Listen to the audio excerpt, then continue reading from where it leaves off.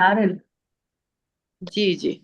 बिस्मिल्लाहिर्रहमानिर्रहीम नहमदुहु व नसल्ली अला रसूलिहिल करीम अम्मा बाद फ़ाऊज़ु बिल्लाहि मिनश शैतानिर रजीम बिस्मिल्लाहिर्रहमानिर्रहीम। जी सूरह बकरा की आयत नंबर 142 से हमने स्टार्ट करना है और दूसरा सपारा आज हमने शुरू करना है। दूसरा सपारे का जो स्टार्ट है वो इत्तेफाक से टॉपिक भी बिल्कुल कल वाले सबक से रिलेटेड है। और इसमें ये बात है कि कल जैसे कि मैंने बताया था कि नबी सल्लल्लाहु अलैहि वसल्लम जब मक्का में थे, जब अल्लाह ताला ने उनको प्रॉफिट बनाया था मक्का के अंदर, तो ये हुक्म था कि आपने अ, बैतुल मक़दस को किबला बनाना है और उसी की तरफ मुंह करके नमाज पढ़नी है।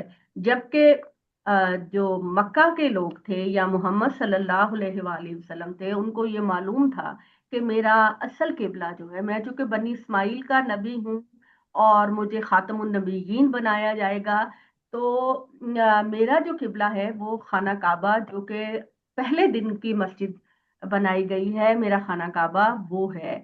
लेकिन मैंने जैसे कि बताया कि बनी इसराइल को ये बताने के लिए कि ये उस वही कंटिन्यूटी का पैगंबर है जो आपके यहाँ चले आ रहे हैं और उन्हीं की तस्दीक करने वाला है, तो उनको पहचानने में आसानी हो, तो आप सल्लल्लाहु अलैहि वसल्लम को शुरू में ये हुक्म था कि आपने बैतुल मक़दस की तरफ मुंह करके नमाज पढ़नी है। और फिर जब आप सल्लल्लाहु अलैहि वसल्लम मदीना तशरीफ ले गए, तो शुरू में यहूद को तो तसल्ली थी कि चलें कोई बात नहीं, ये अब बनी इस्माइल का नबी है, लेकिन कम से कम ये हमारे किबले को तो फॉलो करते हैं ना, खाना काबा को फॉलो नहीं कर रहे, उसको किबला नहीं बना रहे। लेकिन जब आप सल्लल्लाहु अलैहि वसल्लम मदीना तशरीफ ले गए और आपका मैसेज जो है वो सब तक पहुंच गया, तो अल्लाह का जो अल्टीमेट एम था वो तो खाना काबा ही को किबला बनाने का था।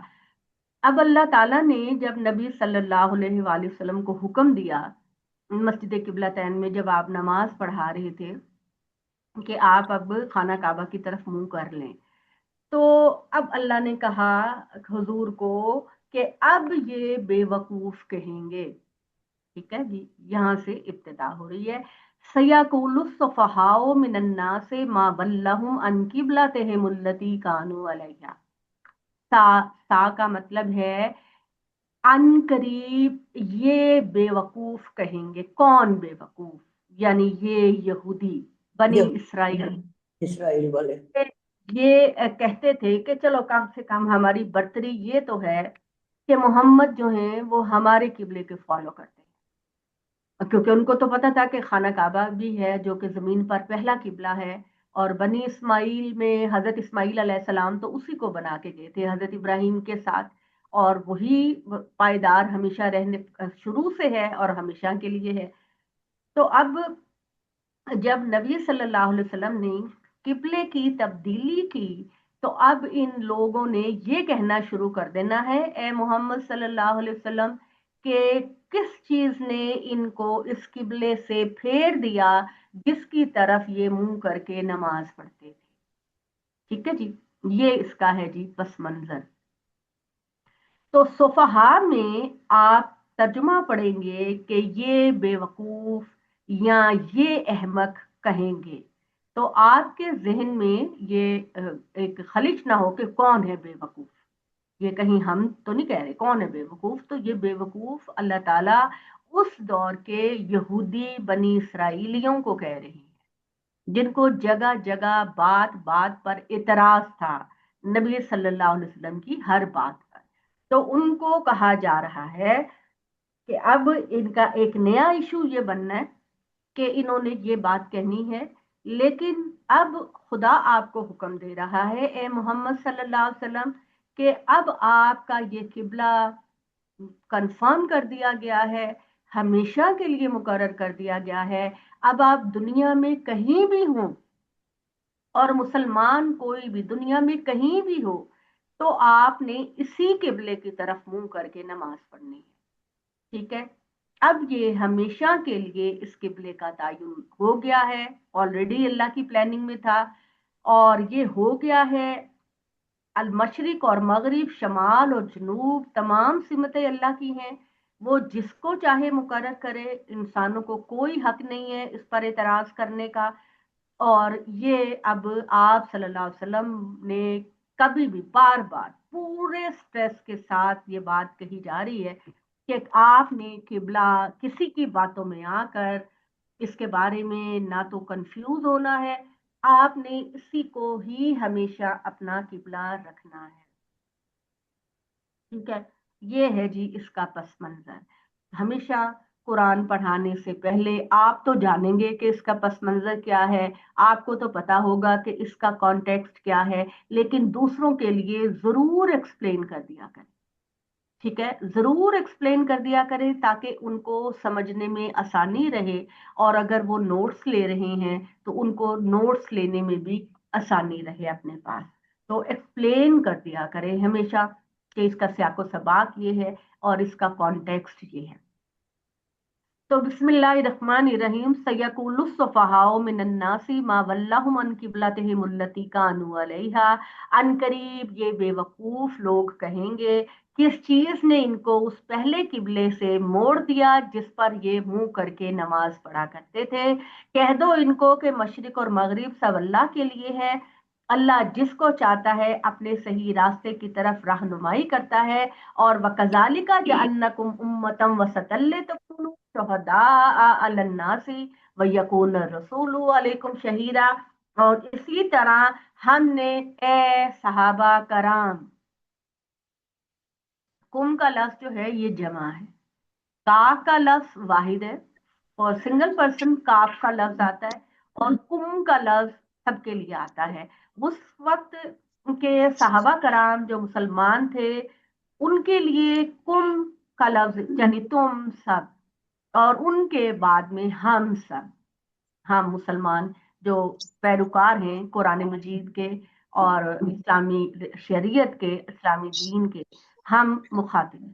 तो सहाबा कराम से मुखातिब करके कहा कि ए मुसलमानों, इसी तरह अल्लाह ताला ने तुम्हें तमाम तासुबात से निकाल कर बीच की उम्मत बनाया है, बीच की उम्मत बनाया है। उम्मतन वसतन का मतलब कौन कौन समझता है, जरा हाथ खड़ा करें कि उम्मतन वसतन किस किस को क्लियर है कि इसका क्या मतलब अल्लाह बयान करता है। जरा इसकी क्लैरिटी बहुत जरूरी है। जी जी, रिफत बाजी, रिफत आंटी जी बताइए। जी जी बताइए। आपकी आवाज नहीं आ रही, आपका वॉल्यूम बंद है। जी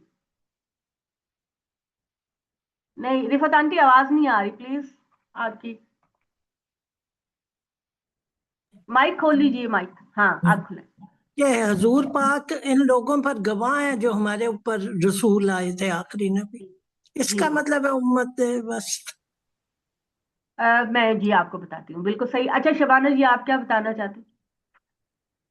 जी, जी उम्मत वस्त का मतलब है कि इत्तदाल पर हैं, जो जिस तरह यहूद और नसारा जो थे उन्होंने यानी अपने दीन में बहुत ज्यादा इजाफा भी किया था और कमी भी की थी। तो जो हम जो मुसलमान है ये इत्तदाल के रास्ते पर है। इसका जो मतलब है वो वस्त का जो मतलब होता है, वस्त का वो मतलब रिफत दरमियान आंटी होता है बीच का रास्ता। वस्त का मतलब तो बीच का रास्ता, यानी हर एक्सट्रीमिज्म से पाक, एक्सट्रीमिज्म से, हर इंतहा पसंदी से पाक। समझ आ गई रिफत आंटी? जी उम्मतन वसतन, उम्मत वस्त का मतलब है कि हमने तुमको बीच की उम्मत बनाया है, यानी किसी भी एक्सट्रीम पर नहीं रखा तुमको। जी एक्सट्रीम हद होती है ना, हद होती है, किसी चीज की हद होती है। तो उन हद हद इंतहा से तुम लोगों को बचाकर अल्लाह ताला ने बिल्कुल सेंटर की उम्मत बनाया है। हर मुश्किल, हर ऐसी तासुर जिसके अंदर किसी भी इंतहा पसंदी पाई जाती है, कि जैसे मिसाल के तौर पर हमारा कॉन्सेप्ट है कि इस्लाम के अंदर ये इंतहा पसंदी है, वो इंतहा पसंदी है, इसके अहकामात बड़े इंतहाई सख्त हैं। तो इस तरह की कोई बात नहीं है, बीच की उम्मत बनाया है, हर तरह के तासुबात, हर तरह की इंतहा पसंदी से आजाद करके। ایک بالکل بیچ کی، سینٹر کی، اعتدال کی، معتدل جس کو کہتے ہیں معتدل، وہ والی امت بنایا ہے۔ اس کے اندر کوئی ایکسٹریمزم نہیں ہے۔ سمجھ آ گئی جی؟ کلیئر کر سکی ہوں میں؟ جی ٹھیک ہے جی۔ ایکسٹریمزم اس کے اندر انتہا پسندی نہیں۔ مثال کے طور پر یہ کہ اگر اللہ آپ کو حکم دیتا کہ ہر حال میں کھڑے ہو کر ہی نماز پڑھنی ہے اور ہر حال میں مسجد میں جا کر ہی نماز پڑھنی ہے، چاہے تم کتنے ہی بیمار کیوں نہ ہو، تو اس طرح کا حکم نہیں ہے اسلام کے اندر۔ اسلام کے اندر ہر موقع کی مناسبت سے آپ کو رعایت دی گئی ہے، آپ کو الاؤنس دیا گیا ہے۔ ٹھیک ہے جی؟ ٹھیک ہے۔ اب اللہ تعالیٰ جو ہے وہ بہت لمبی لمبی نمازیں بھی کہہ سکتے تھے آپ کو، لیکن اللہ تعالیٰ نے بس اتنی ہی فرض نماز آپ کو دی ہے جو آپ بہت آسانی کے ساتھ۔ تو جو انتہا پسندی ان قوموں نے اپنے اندر خود سے پیدا کر لی تھی، یا اللہ تعالیٰ نے سزا کے طور پر ان کے لیے مقرر کی تھی، وہ اللہ تعالیٰ نے ختم کر کے ایک بالکل ہی آسان اور سہل دین ان کو دیا۔ ایک چھوٹی سی مثال یہ بھی ہے کہ جیسے رمضان کی راتوں میں اہل کتاب کے لیے منع تھا کہ وہ اپنی بیویوں کے پاس نہیں جائیں گے، ٹھیک ہے؟ رمضان کی راتوں میں یہ اپنی بیویوں کے پاس نہیں جائیں گے۔ ایک تو ان کا روزہ بہت لمبا تھا، اور دوسرا یہ پابندیاں تھی جو وعدہ کیا گیا تھا ان کے نبیوں سے کہ جب اللہ کے آخری نبی آئیں گے تو یہ سختیاں جو تمہارے گناہوں کی وجہ سے تم پر کی گئیں اللہ سب ختم کر دے گا۔ اور پھر محمد صلی اللہ علیہ وسلم کے دین کے اندر، اسلام کے اندر اس پابندی کو ختم کر دیا گیا کہ آپ رات میں اب اپنی بیویوں کے پاس جب آپ روزہ کھول چکے ہوں تو آپ جا سکتے ہیں۔ ٹھیک ہے جی؟ سمجھ آ گئی آپ کو؟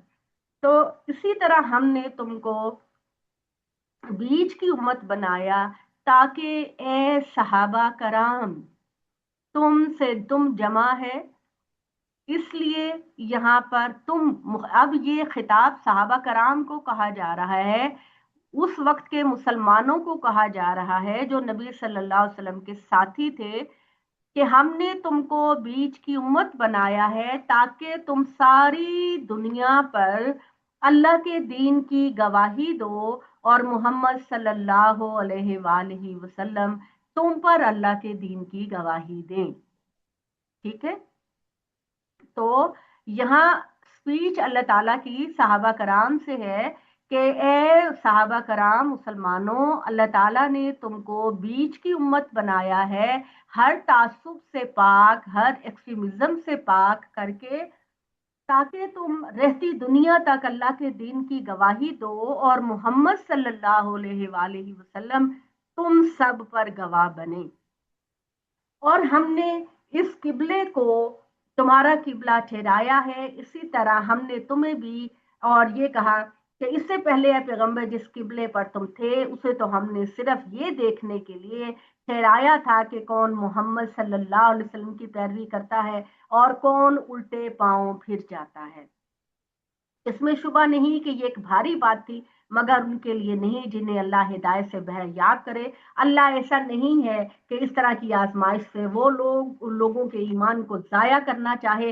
اللہ تو لوگوں کے لیے بڑا مہربان ہے، سراسر سراپائی رحمت ہے۔ اور ہم تمہارے منہ کا بار بار آسمان کی طرف اٹھنا دیکھتے تھے اے محمد، تو ہم نے فیصلہ کر لیا کہ تمہیں اس قبلے کی طرف پھیر دیں گے جو تم کو پتہ ہے۔ میں نے کل آپ کو بتایا تھا کہ کل آپ پڑھیں گے کہ ذکر آئے گا کہ محمد صلی اللہ علیہ وسلم اللہ تعالیٰ کے حکم کے مطابق بیت المقدس کی طرف تو منہ کر کے نماز پڑھتے تھے، لیکن آپ کا دل تھا کہ جس قبلے کو میرے دادا اور میرے باپ ابراہیم اور اسماعیل نے بنایا ہے مکہ کے اندر، اس کو میرا قبلہ بنا دیا جائے۔ تو اس حکم کے انتظار میں آپ بار بار آسمان کی طرف دیکھا کرتے کہ اللہ تعالیٰ آپ کب حکم نازل کریں گے اس قبلے کو بدلنے کا۔ تو اللہ تعالیٰ نے بڑی شفقت اور محبت سے فرمایا، اے محمد صلی اللہ علیہ وسلم، ہم دیکھتے ہیں کہ تم بار بار اپنا چہرہ اٹھا کر آسمان کی طرف دیکھتے ہو، تاکہ ہم آپ کے چہرے کو قبلے کی طرف موڑ دیں جو کہ آپ کو پسند ہے۔ چنانچہ اے محمد اپنے چہرے کو اب مسجد حرام کی طرف پھیر لو۔ ٹھیک ہے نا, یہ مسجد قبلتین کے دوران یہ آیات نازل ہوئی. اور تم دنیا میں جہاں کہیں بھی ہوا کرو مسلمانوں تو اپنے چہرے کو اسی کی طرف رکھو. اب آگے کا خطاب جمع میں ہے کہ فولو جمع ہے, تو اے مسلمانوں اپنے چہروں کو ہمیشہ دنیا میں جہاں کہیں بھی جاؤ اسی قبلے کی طرف رکھو.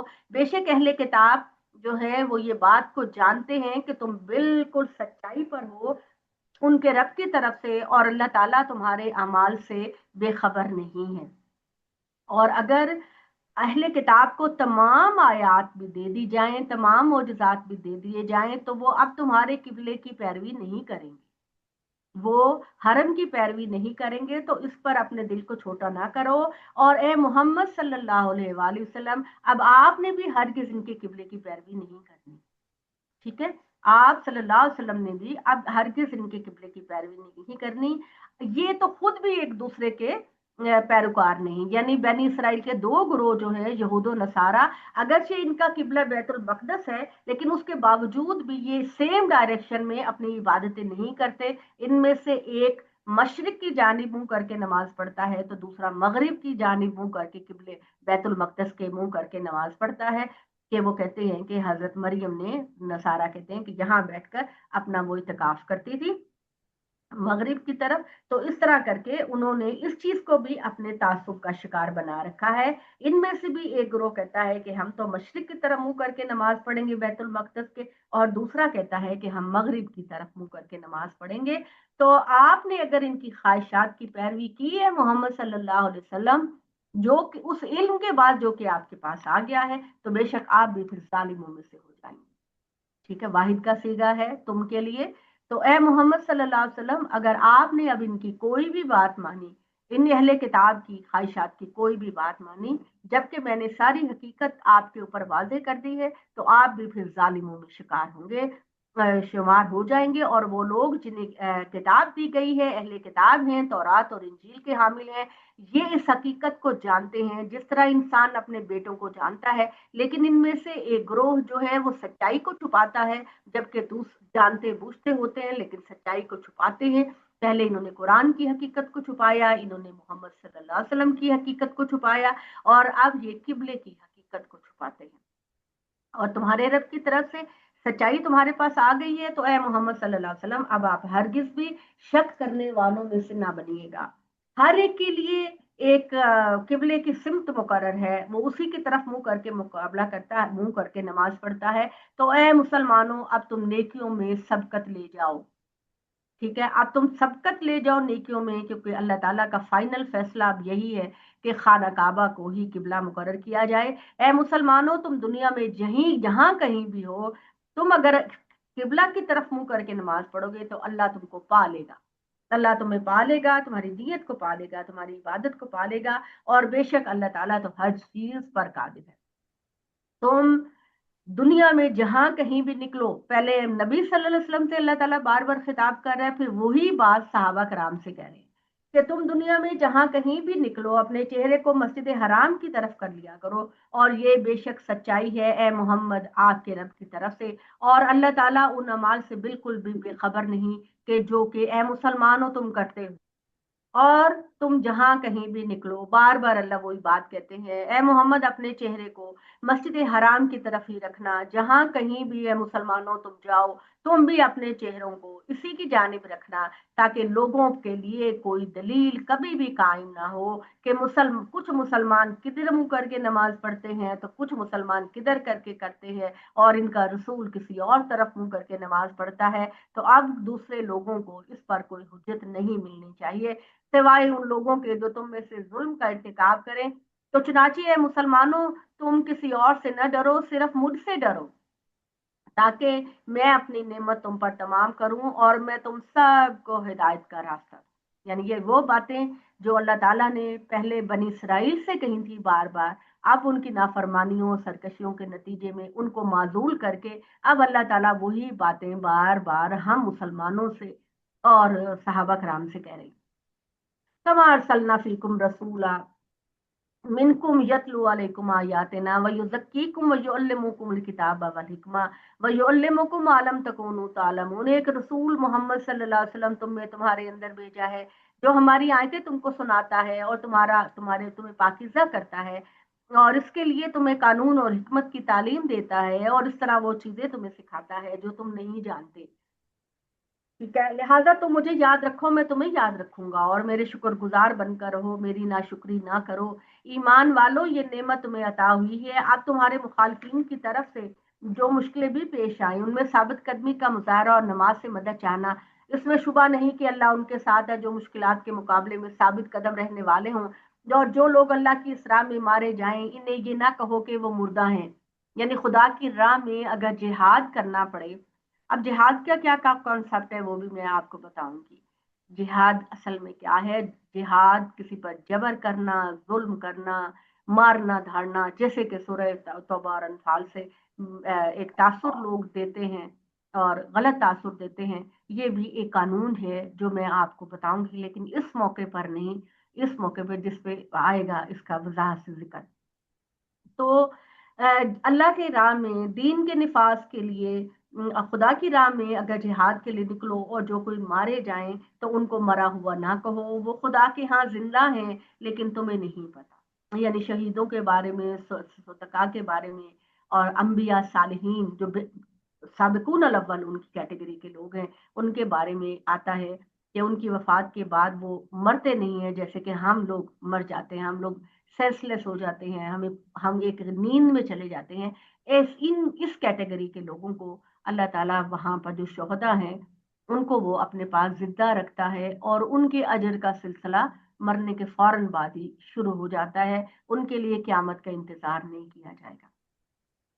हम जरूर है मुसलमानों तुम्हारी आजमाइश करेंगे किसी भी चीज के साथ, खौफ के साथ, भूख के साथ, माल की कमी के साथ, हम जानों की कमी के साथ और फलों की कमी के साथ। हम ए सहाबा कराम और मुसलमानों, हम तुम्हारी आजमाइश करेंगे, और जो लोग अल्लाह की राह में सब्र और इस्तिकामत के साथ खड़े रहेंगे, इन्हें खुशखबरी दे दो कि अल्लाह ताला के यहाँ इनके लिए बड़ी सरफराजी और बड़ा ऊंचा मुकाम है।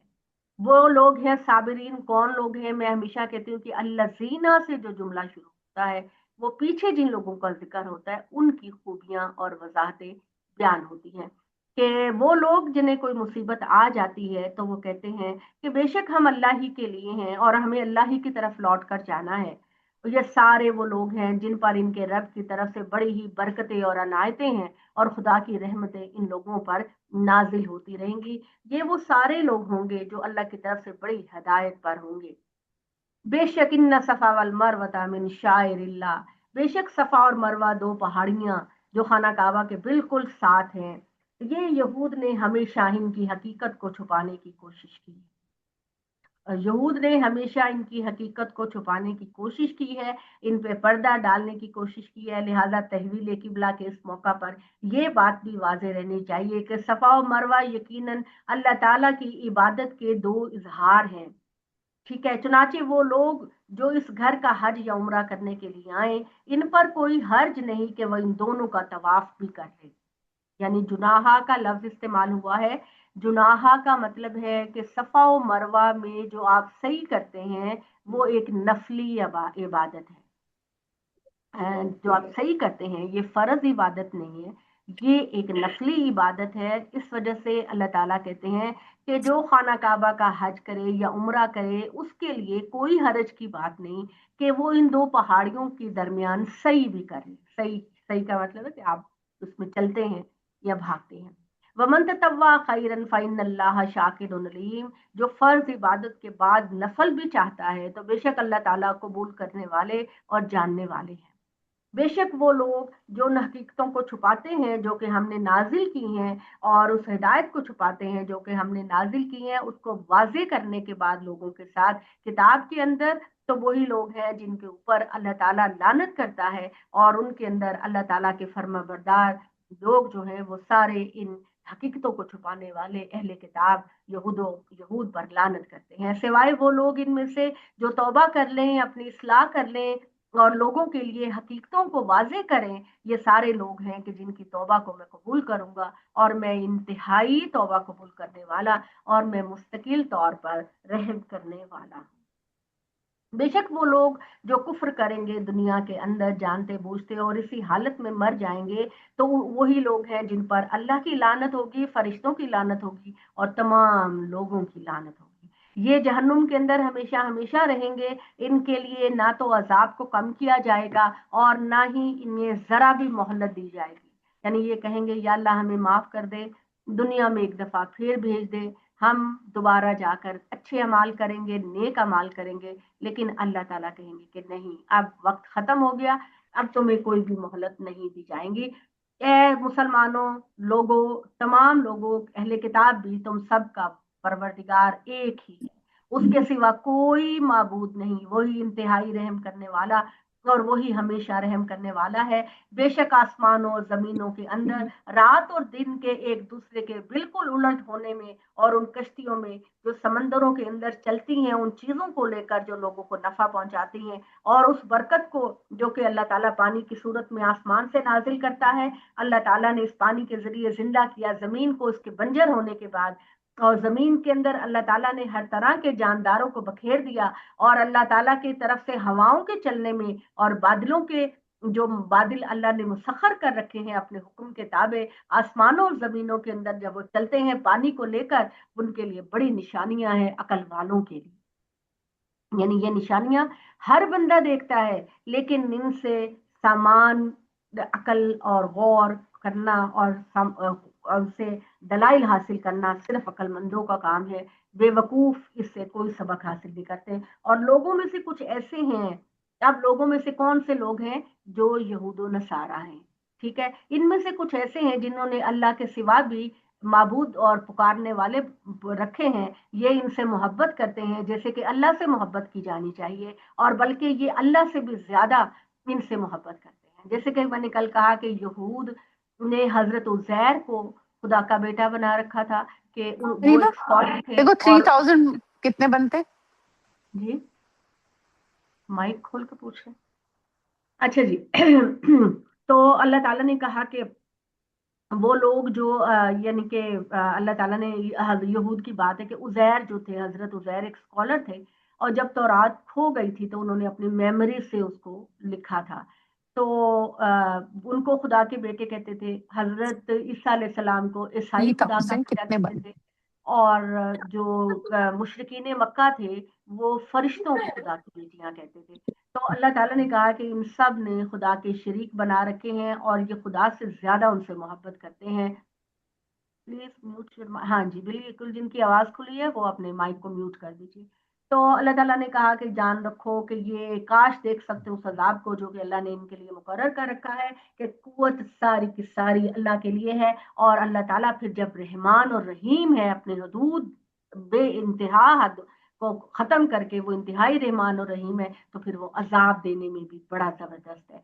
اور اس دن کا خیال کرو کہ جب اپنے پیرووں سے قیامت کے دن یہ لوگ بے تعلقی کا اظہار کریں گے، جب دیکھیں گے کہ اللہ کے علاوہ کسی کی پاور نہیں، تو جن کو دنیا میں پوچھتے رہے ان سے لا تعلقی کا اظہار کریں گے اور عذاب سے دوچار ہو جائیں گے، تو اس دن ان کی گہری دوستیاں ختم ہو جائیں گی، اور اس دن ان کے پیروکار ان کے لیے حسرت بن جائیں گے، اور یہ کہیں گے اے کاش ہمیں ایک مرتبہ پھر دنیا میں جانے کا موقع ملے اور ہم بھی ان سے لا تعلقی کا اظہار کریں جس طرح انہوں نے ہم سے لا تعلقی کا اظہار کیا ہے۔ اس طرح اللہ ان کے اعمال کو ان کے لیے سراسر قیامت کے دن حسرت بنا دے گا، اور ان سے دوزخ سے نکلنے کے لیے کوئی راستہ نہیں پائیں گے۔ لوگوں، اپنے انہی رہبروں کے پیدا کیے ہوئے وہموں کے تحت اپنے آپ کو حلال و حرام جو تم نے خود ٹھہرا رکھے ہیں ان کی کوئی حقیقت نہیں، اس لیے زمین کی چیزوں میں جو حلال اور طیب پاکیزہ چیزیں ہیں وہ کھاؤ اور شیطان کے راستے پر نہ جاؤ۔ اب اللہ تعالیٰ نے یہ کہا کہ چونکہ مشرکین مکہ، اب یہ جیسے کہ عیسائی ہیں، اب یہ بھی اللہ کا نام لے کر ذبح نہیں کرتے، انہوں نے تو شریعت کو بالکل ہی ختم کر دیا۔ انہوں نے کہا کہ ان کے لیڈر پال جو تھا، پال ان کا جو مذہبی لیڈر تھا، اس نے ان کو کہا کہ اللہ تعالیٰ نے شریعت کو منسوخ کر دیا ہے، اب ہمیں شریعت کو عمل کرنے کی کوئی ضرورت نہیں، تم بالکل ایک آزاد انسان ہو، اور حضرت عیسیٰ علیہ السلام نے صلیب پر چڑھ کر تمہارے گناہوں کا کفارہ دے دیا ہے۔ تو اب یہ مادر پدر آزاد ہیں، ان کے لیے شریعت دین کوئی چیز نہیں ہے۔ اسی طریقے سے جو عرب لوگ تھے انہوں نے اپنے ہی توہمات اور اپنے ہی گمانوں کے تحت کچھ چیزوں کو حرام کر لیا تھا اپنے اوپر۔ اللہ تعالیٰ نے صرف 4 چیزیں حرام کی ہے، اس کا ذکر قرآن میں بار بار بار بار آتا ہے۔ جن چیزوں کو آپ ذبح کر کے کھاتے ہیں نا، ان میں اللہ تعالیٰ نے صرف 4 چیزوں کو حرام کیا ہے، اس میں سے اللہ نے کسی چیزوں کو حرام نہیں کیا۔ تو اب عرب لوگ جو ہیں انہوں نے اپنے طور پر ہی، کیونکہ حضرت ابراہیم اور اسماعیل کے بعد ان کے درمیان نبی نہیں آئے تھے، تو ان کے اندر بھی جو انٹروڈکشن حضرت ابراہیم دین کا کروا کر گئے تھے، اس کے اندر بھی انہوں نے بڑی تبدیلیاں کر لی تھی۔ تو اللہ تعالیٰ نے ان کو مخاطب کر کے کہہ رہے ہیں کہ تمام پاکیزہ چیزوں کو کھاؤ، شیطان کی پیروی نہ کرو، وہ تمہارا کھلا دشمن ہے، بے شک وہ تم کو حکم دیتا ہے برائی کا اور بے حیائی کا، اور تم کو کہتا ہے کہ اللہ کے بارے میں وہ باتیں کرو جو تم کو نہیں پتا۔ تو جب ان سے کہا جاتا ہے کہ پیروی کرو اس قرآن کی، تو وہ کہتے ہیں کہ ہم تو پیروی کریں گے اس چیز کی جس پر ہمارے باپ دادا نے ہم کو چھوڑا۔ جب ان کو منع کیا جاتا ہے بتوں کی عبادت نہ کرو، ان جانوروں کو اللہ نے تم پر حرام نہیں کیا، کیوں ان کو اپنے اوپر حرام کرتے ہو؟ تو وہ کہتے ہیں کہ جی ہمارے باپ دادا یہ کرتے رہے تو لہٰذا ہم بھی یہ کریں گے۔ تو اللہ تعالیٰ کہتے ہیں کہ اگر تمہارے باپ دادا کتنے ہی بے وقوف رہے ہوں اور اگر وہ گناہ کے کام کرتے رہے تو تم بھی یہی کرو گے۔ اور وہ لوگ جنہوں نے انکار کیا، ان کی مثال اس طرح کی ہے کہ جیسے کوئی شخص ان چیزوں کو پکارے اور وہ چیزیں جو پکارنے اور چلانے کے سوا کچھ نہیں سنتی، یعنی کہ جو جانور ٹائپ لوگ ہوتے ہیں، وہ آپ اگر ان کو آواز دیں تو آپ کی بات کے مفہوم کو نہیں سمجھتے، وہ صرف اس کو ایک آواز سمجھتے ہیں۔ تو اللہ تعالیٰ کہتے ہیں کہ جو لوگ محمد صلی اللہ علیہ وسلم اور مسلمانوں کی باتوں کو نہیں سمجھ رہے، اور مشرکین مکہ جن کو یہ پتا ہے کہ محمد جو بات کہہ رہے ہیں وہ بالکل سچی بات کہہ رہے ہیں، تو گویا حضور صلی اللہ علیہ وسلم کی پکار ان کے لیے ایسے ہے کہ جیسے ایک چرواہا اپنے جانوروں کو پکارتا ہے، لیکن جانور وہ معنی اور مفہوم نہیں سمجھتے جو وہ کہہ رہے ہوتے ہیں، وہ صرف اس کو ایک آواز سمجھتے ہیں۔ تو اس طرح یہ انسان بھی اپنی عقل اور اپنی سماعت سے بالکل عاری ہو گئے ہیں، اور یہ حضور صلی اللہ علیہ وسلم کی آواز کو بس اتنا ہی سمجھتے ہیں کہ جیسے کوئی آواز ہے۔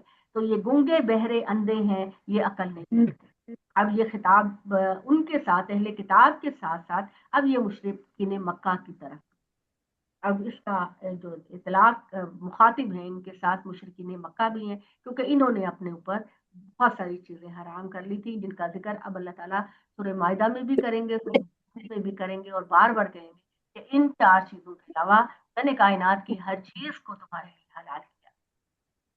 اے لوگوں کھاؤ پاکیزہ چیزوں میں سے جو میں نے تم کو دی، اور کھا کر اللہ کا شکر ادا کرو اگر تم صرف اسی کی عبادت کرنے والے ہو۔ اس نے تو صرف تم پر مردہ جانور حرام کیا ہے کہ جو جانور مر جائے اور تم نے اس کو شارک سے ذبح نہیں کیا اللہ کا نام لے کر، اور اس کا خون سارا نہیں نکلا، وہ چیز بہت ساری بیماریوں اور قباحتوں کا باعث بن سکتی ہے، لہذا تم پر مردہ جانور کا گوشت کھانا حرام کیا گیا ہے، تمہارے لیے خون کو پینا حرام کیا گیا ہے، تمہارے لیے خنزیر کا گوشت حرام کیا گیا ہے، اور تمہارے لیے وہ تمام جانور جو اللہ کے علاوہ کسی اور کے نام پر ذبح کیے جائیں وہ حرام کیے جائیں۔ اس بارے میں ایک سوال یہ پیدا ہوتا ہے کہ اگر سلوٹر ہاؤس میں کسی کا بھی نام نہ لیا جائے تو کیا وہ جانور کھانا جائز ہے؟ نہیں، وہ کھانا بھی جائز ہے۔ جو کیا جائے اس پر اللہ اکبر کہنا بہت ضروری ہے۔ پلیز مائک بند کر دیجیے جی۔ تو 4 چیزیں حرام ہیں، بار بار 4 چیزیں حرام ہیں۔ ایک یہ مردار خون کا پینا، اور دوسرا یہ کہ خنزیر کا گوشت، سور کا گوشت، اور اللہ کے علاوہ کسی اور کے نام پر ذبح کرنا، یا اللہ کے نام کے بغیر کسی چیز کو ذبح کرنا۔ تو جو کوئی ان چیزوں کو کھانے پر مجبور ہو جائے، نہ کہ اس کے دل میں اللہ کے لیے کوئی بغاوت ہو اور نہ ہی کوئی سرکشی ہو، تو اس پر اللہ ان کو گناہ نہیں دے گا۔ یعنی کسی سچویشن میں اگر انسان ایسی 4 حرام چیزوں کو کھانے پر مجبور ہو جائے کسی وجہ سے بھی، کہ اس کو کسی ایسی جگہ ہے جہاں کھانے کو کچھ بھی نہیں ہے، وہ ہو سکتا ہے نہ کھانے کی وجہ سے مر جائے یا اس کو کمزوری ہو جائے، کوئی بھی ریزن ہو سکتا ہے، ہم لوگ ایک خاص حالات میں تعین نہیں کر سکتے. تو ایسی کسی بھی سچویشن میں جب انسان پڑ جائے تو وہ ان 4 حرام چیزوں میں سے کوئی چیز بھی کھا سکتا ہے، لیکن وہ بغاوت کرنے والا، سرکشی کرنے والا نہ ہو دل سے اللہ کے ساتھ، تو پھر اللہ اس کو کوئی گناہ نہیں دے گا. بے شک اللہ تعالیٰ تو بخشنے والے اور ہمیشہ رحم کرنے والے ہیں. ہاں بے شک وہ لوگ جو کتاب کی حقیقت کو چھپاتے ہیں، جو تورات میں ان کے لیے ان نازل کی گئی تھی، یعنی اہل کتاب اور اللہ تعالیٰ کی آیتوں کو چھوٹی اپنے دنیاوی چھوٹے فائدے کے لیے بیچتے ہیں، یہ سارے کے سارے وہ لوگ ہیں جو اپنے پیٹوں کے اندر آگ کو بھر رہے ہیں. قیامت کے دن اللہ تعالیٰ نہ تو ان سے بات کرے گا اور نہ ہی انہیں گناہوں سے پاک کرے گا. ٹھیک ہے، یہ سارے کے سارے لوگ، ان کے لیے قیامت کے دن بڑا ہی دردناک عذاب ہوگا. یہ وہ سارے لوگ ہیں جنہوں نے گمراہی کو خرید لیا ہدایت کے بدلے میں، تو قیامت کے دن ان اور خدا کی بخشش اور مغفرت کو رد کر کے خدا کے عذاب کو ترجیح دی. کتنے ڈھیٹ ہیں یہ لوگ آگ کے بارے میں. فما اسبرہم علی النار کا مطلب ہے کتنے ڈھیٹ ہیں. بار بار خدا ان کو واقف کرتا ہے، خدا بار بار ان کو جھنجھوڑتا ہے، لیکن یہ کتنے ڈھیٹ ہیں کہ ان کو آگ سے ڈر نہیں لگتا. یہ اس وجہ سے ہے کہ اللہ تعالیٰ نے اس کتاب کو نازل کیا ہے بالکل سچائی کے ساتھ، اور بے شک وہ لوگ جو اس کتاب کے بارے میں اختلاف کر رہے ہیں یہ بہت دور کی ضد میں نکل گئے ہیں. یعنی اہل کتاب یہ سمجھتے ہیں کہ اللہ سے وفا کا حق مذہب کی کچھ رسمیں ادا کرنے سے ہو جاتا ہے. انہیں معلوم ہونا چاہیے کہ اللہ کے ساتھ وفاداری صرف یہ نہیں کہ تم نماز میں اپنا رخ مشرق یا مغرب کی طرف کر دیا کرو، بلکہ وفاداری تو ان کی وفاداری ہے جو پورے دل کے ساتھ اللہ کو مانے اور قیامت کے دن کو مانے اور اللہ کے فرشتوں کو مانے اور اس کی کتابوں کو مانے اور اس کے نبیوں کو مانے اور مال کی محبت کے، یعنی سارے نبیوں کو مانے، ساری کتابوں کو مانے، کسی ایک نبی اور ایک کتاب اور ایک فرشتے کو نہیں مانے. ساری کتابوں، سارے نبیوں، سارے فرشتوں کو مانے اور مال کی محبت کے باوجود اس سے قرابت مندوں، یتیموں، مسکینوں، مسافروں، مانگنے والوں اور لوگوں کو کیسے آزاد کرانے میں خرچ کریں، کیونکہ کیسے اس زمانے میں غلاموں کو خریدا جاتا تھا اور وہ انسانوں کی پراپرٹی بن جاتے تھے. تو اسلام نے سب سے بڑا جو ایک کفارے کا آپشن دیا، سب سے پہلا وہ یہی دیا کہ جو لوگ غلام ہیں لوگوں کے گھروں میں، جن کو منڈیوں سے خرید کے رکھا کرتے تھے یہ لوگ، ان کو آزاد کیا جائے. یہ چیریٹی میں سب سے بڑی نیکی یہ قرار دی گئی. تو اللہ تعالیٰ نے کہا کہ یہی میرا دین ہے، اور وعدہ کرو اپنے وعدوں کو جب کہ تم کر رہو اللہ کے ساتھ یا لوگوں کے ساتھ جب وعدہ کوئی کرتے ہو تو ان وعدوں کو پورا کرو. اور وہ لوگ جو اللہ کی راہ میں صبر کرتے ہیں کسی بھی تنگی کے وقت اور بیماری میں اور جنگ کے موقع پر، یہی لوگ ہیں جو کہ متقی پرہیزگار لوگ ہیں، اور یہی لوگ ہیں جنہوں نے اپنے وعدے کو سچ اور انتہائی پاک لوگ ہیں. اے لوگوں جو ایمان لے کر آئے ہو، اب ڈائریکٹ خطاب مومنوں سے ہے. ٹھیک ہے، اب ڈائریکٹ خطاب، اب کیونکہ سورہ بقرہ کے اندر اللہ نے تقریباً تمام شریعت جو ہماری ہے وہ بیان کر دی ہے، تو یہ اب ان احکامات کو امت مسلمہ کو دیا جا رہا ہے. تو یا الذین آمنوا کتب علیکم القصاص فی القتل، اے مومنو تمہارے اوپر فرض کیا گیا ہے کہ اگر تمہارے لوگ قتل کر دیے جائیں کسی وجہ سے تو ان کے مقدموں میں قصاص کو تم پر فرض کیا گیا ہے. قصاص کا مطلب ہے کہ اگر کوئی کسی کو قتل کر دے، مسلمان اسلامی شریعت کے اندر جو قانون ہے کہ کوئی کسی کو قتل کر دے، کوئی کسی کی جان لے لے، تو جان تو اللہ نے دی ہے اور اللہ کے سوا کسی کو لینے کا حق نہیں. ٹھیک ہے، پہلی بات یہ کہ قصاص کی اگر کوئی جاننا چاہے تو یہ ہے کہ جان اللہ کی دی ہوئی ہے اور اس جان کو اللہ کے سوا کسی کو لینے کا حق نہیں ہے. اگر کوئی کسی کو قتل کر دے تو یہ ایک بہت بڑا جرم ہے. پلیز اپنے مائک کو بند کر دیجئے، ہر کوئی چیک کر لے کہ کس کس کا کھلا ہوا ہے، تو باقی لوگوں کو ڈسٹربنس ہوتی ہے. ریکویسٹ ہے آپ سے. تو اپنے مقتولوں کے لیے قصاص کو مقرر کرو. قصاص کیا ہے؟ قصاص یہ ہے کہ اگر کوئی کسی کے سے قتل ہو جائے تو بدلے میں اس کو بھی قتل کر دیا جائے. یہ ہے جان کے بدلے میں جان کو قصاص کہتے ہیں، کہ اگر کوئی کسی کو قتل کر دے تو اس کی سزا یہ ہے کہ اس کو بھی قتل کر دیا جائے. دوسرا آپشن یہ ہے کہ جس کے گھر کا بندہ قتل ہوا ہے وہ کہہ دے کہ میں جان کے بدلے جان تو نہیں لیتا، میں قصاص تو نہیں لیتا، مجھے اس کے بدلے میں کچھ معاوضہ دے دیا جائے. ٹھیک ہے، معاوضہ دے دیا جائے، اس کا بھی ذکر آئے گا. وہ اس کو کہتے ہیں دیت، اس کو کہتے ہیں دیت، دال یہ اور تے، دیت، اس کو دیت کہتے ہیں. کہ آپ کہتے ہیں کہ مجھے قصاص نہیں چاہیے، یعنی مجھے جان کے بدلے جان نہیں چاہیے. ہمارے گھر کا ایک اتفاق سے چلا گیا، کسی ایکسیڈنٹ میں چلا گیا، مسٹیک ہو گیا، یا ہم جانے والا کمائی کرنے والا تھا وہ چلا گیا، تو ہمیں اس کے بدلے میں کوئی بھی وجہ ہو سکتی، تو ہمیں اس کے بدلے میں پیسے دے دیے جائے یا معاوضہ دے دیا جائے، تو اس کو دیت کہتے ہیں. تو قصاص جان کے بدلے جان ہے. تو اللہ تعالیٰ نے اصل آپشن تو یہی رکھا ہے. تو اگر کوئی آزاد قتل کرے گا تو جواب میں اسی آزاد کو قتل کیا جائے. یعنی یہ لوگ کرتے ہیں نا کہ قتل کسی نے کیا پکڑوا کسی اور کو دیا، اسی طرح آپ بھی کرتے ہوں گے کہ قتل آزاد نے کیا تو غلام کو دے دیا اس کے بدلے میں. تو کہا نہیں، یہ نہیں ہوتا. جس آزاد نے قتل کیا اس کے جواب میں اسی آزاد کو، الف لام ہے ان پر. اور اگر کسی غلام نے قتل کیا تو جواب میں غلام کو کیا جائے گا، اور اگر کسی عورت نے عورت کو کیا تو جواب میں اسی عورت کو کیا جائے گا. تو جس کسی کو درگزر کر دیا جائے اس کے بھائی کی طرف سے، تو پھر معروف کے مطابق پیروی کی جائے اور اس کو ادا کی جائے رقم یا معاوضہ. بہت ہی اچھی.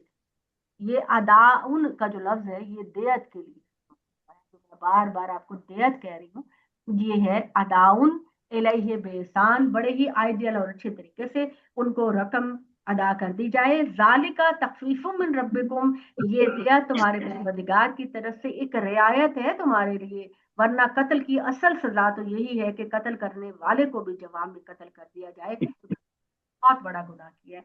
تو لہذا یہ کر دیا جائے. لیکن یہ دیت کی جو آپشن اللہ تعالیٰ نے رکھی ہے یہ تمہارے لیے بہت بڑی رعایت ہے اور خدا کی طرف سے رحمت ہے. تو جو کوئی اس کے بعد پھر سرکشی کرے گا تو اس کے لیے تو بڑا ہی دردناک عذاب ہے. اور تمہارے لیے قصاص کے اندر زندگی ہے.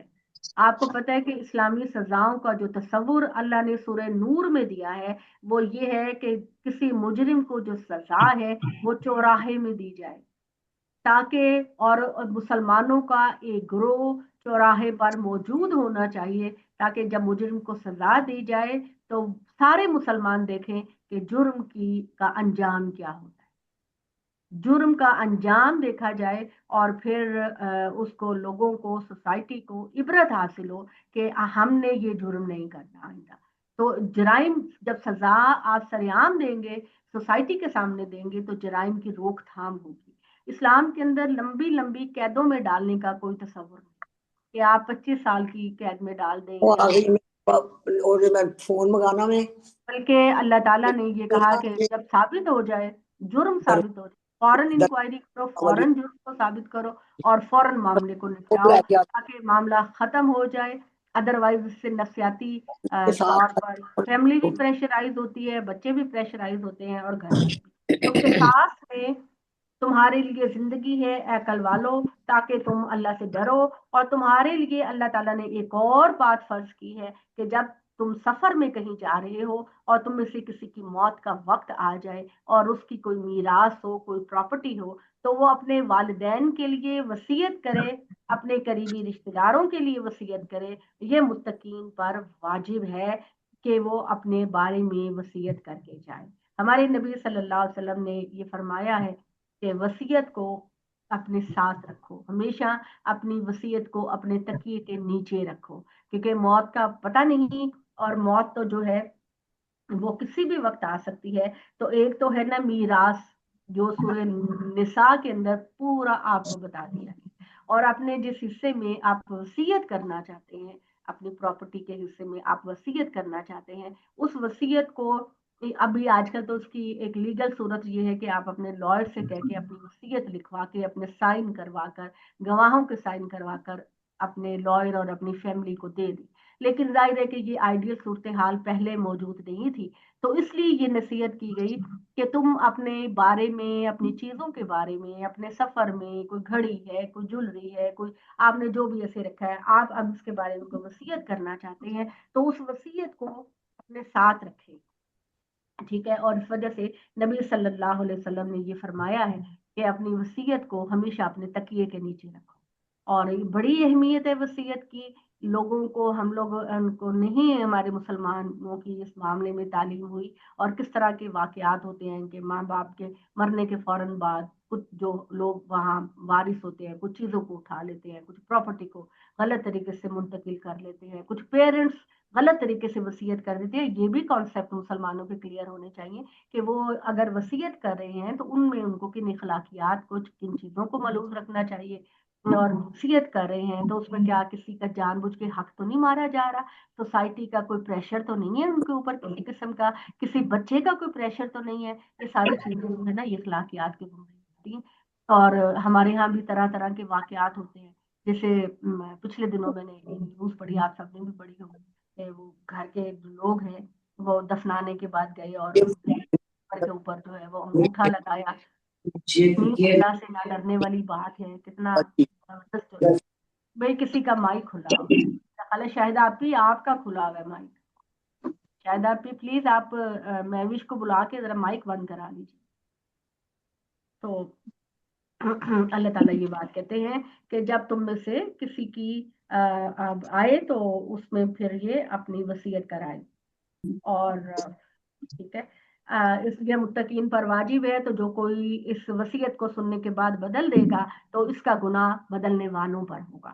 اور بے شک اللہ تعالیٰ سننے والے اور جاننے والے ہیں. تو جس کسی کو اندیشہ ہو وصیت کرنے والے کی طرف سے جانبداری کا یا کسی گناہ کا، تو وہ اس کے مرنے کے بعد جو اس نے وصیت کی ہے وہ چند عقل مند ایماندار لوگوں کو بلائے، خاندان کے یا کسی بھی اوروں کو بلا کے کہہ کے دیکھے مرنے والوں نے یہاں جانبداری کا مظاہرہ کیا ہے اپنی وصیت میں یا کسی گناہ کا ارتکاب کر دیا ہے، تو پلیز آپ اس میں ہمارے لیے اصلاح کر دیجیے.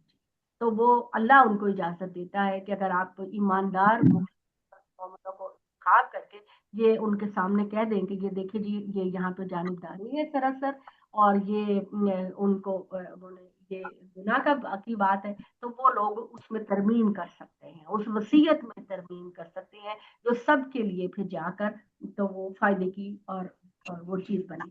ان اللہ غفور الرحیم، بے شک اللہ تعالیٰ تو بخشنے والے اور رحم کرنے والے ہیں. اے لوگوں جو یہ مومن ہو تم پر روزے فرض کیے گئے. اب ماشاء اللہ سے 15 دن کے بعد آپ کے اوپر اب روزے بھی آ رہے ہیں، تو تم پر روزے فرض کیے گئے جس طرح کے پہلے اہل کتاب والوں پر فرض کیے گئے، اور اس کا مقصد تمہاری ٹریننگ کرنا ہے تاکہ تم اللہ سے ڈرو. یہ وقت ہے کھانا پینا بند کر دو، یہ وقت ہے اب تم اجازت ہے تم کھا سکتے ہو اور تمام وہ جائز کام کر سکتے ہو جو عام دنوں میں کرتے تھے، لیکن اس ڈیوریشن کے درمیان تم نے وہ کام نہیں کرنے جو اللہ نے منع کیے. یہ ٹریننگ ہوتی ہے. ایک گنتی کے چند دن ہے، تو جو کوئی تم میں سے بیمار ہو جائے یا سفر پر ہو جائے تو وہ باقی دنوں میں اس گنتی کو پورا کرے. ٹھیک ہے، اگر یہ پہلا حکم تھا جس کو ذرا سن لیجئے کہ اگر آپ میں سے کوئی بیمار ہے یا سفر میں ہے وہ روزے چھوڑ رہا ہے تو وہ ان گنتی کے دنوں کو جنہوں میں روزہ چھوڑا باقی دنوں میں پورا کرے. وَلَلَّذِينَ يُطِيقُونَهُ فِدْيَةٌ طَعَامُ مِسْكِين، پہلا حکم جو تھا اس میں ایک تھوڑی سی الاؤنس دے دی گئی تھی کہ جو روزہ چھوڑ دیتے ہیں وہ اپنی جگہ کسی کو کھانا کھلا دے اپنی جگہ. فَمَن تَطَوَّعَ خَيْرًا فَهُوَ خَيْرٌ لَهُ، اور جو کوئی مزید نیکی کرے گا یعنی وہ روزہ بھی رکھے مسکین کو کھانا بھی کھلا دے تو یہ تو اور زیادہ نیکی کا کام ہے. اور اگر تم خود ہی روزہ رکھو تو یہ تمہارے لیے زیادہ بہتر ہوگا. تو شہر رمضان الذی انزل فیہ القرآن، رمضان المبارک وہ بابرکت مہینہ ہے جس میں اللہ نے قرآن کو نازل کیا. اس مہینے کی برکت یہ ہے کہ اس میں روزے اللہ نے فرض کیے، اور اس کی سب سے بڑی اور اہمیت یہ ہے کہ اس میں اللہ تعالیٰ نے قرآن مجید کو نازل کیا جو ہدایت ہے لوگوں کے لیے، اور اس کے اندر اللہ تعالیٰ نے ہدایت کے واضح کما دیے ہیں، اور ہدایت کی کتاب یعنی فرقان قرآن مجید نازل کیا ہے. واؤ یہاں جو بیان ہوا ہے فرقان سے پہلے، وہ واؤ اس واؤ کو کہتے ہیں وضاحت کا بیان، وضاحت کا واؤ، ایکسپلینیشن کا واؤ. تو یہ جو اللہ نے کہا کہ میں نے قرآن ہدایت کی کتاب یعنی فرقان، فرقان کہتے ہیں کسوٹی کو، یعنی کسوٹی وہ چیز ہوتی ہے نا جو سنار کے پاس ہوتی ہے جس پہ وہ چیک کر کے آپ کو بتاتا ہے کہ یہ جو چیز آپ لے رہے ہیں یہ دھات ہے کوئی یا سونا ہے. تو یہ اللہ تعالیٰ نے فرقان کہا ہے. قرآن مجید کو. تو جو کوئی تم میں سے اس مہینے کو پائے تو اس کو چاہیے کہ وہ روزہ رکھے, اور تم میں سے جو کوئی بیمار ہو یا سفر میں ہو تو وہ دوسرے دنوں میں اس گنتی کو پورا کرے. کمپلسری ہو گیا آپ کے لیے کہ اب اگر آپ کسی وجہ سے روزہ چھوڑ رہے ہیں تو اگر آپ بعد میں وہ ریزن ختم ہو گئی ہے آپ کی تو پھر آپ روزے کی گنتی کو پورا کریں. اللہ تمہارے لیے آسانیاں چاہتا ہے, وہ تمہارے لیے مشکلات نہیں چاہتا, اور اللہ تو یہی چاہتا ہے کہ تم گنتی کو پورا کرو تاکہ تم اللہ تعالیٰ کا بہت ذکر کرو, اونچا ذکر کرو اس بات پر کہ اس نے تم کو ہدایت دی, اور اس بات پر کہ تم اللہ کے شکر گزار بندے بن سکو.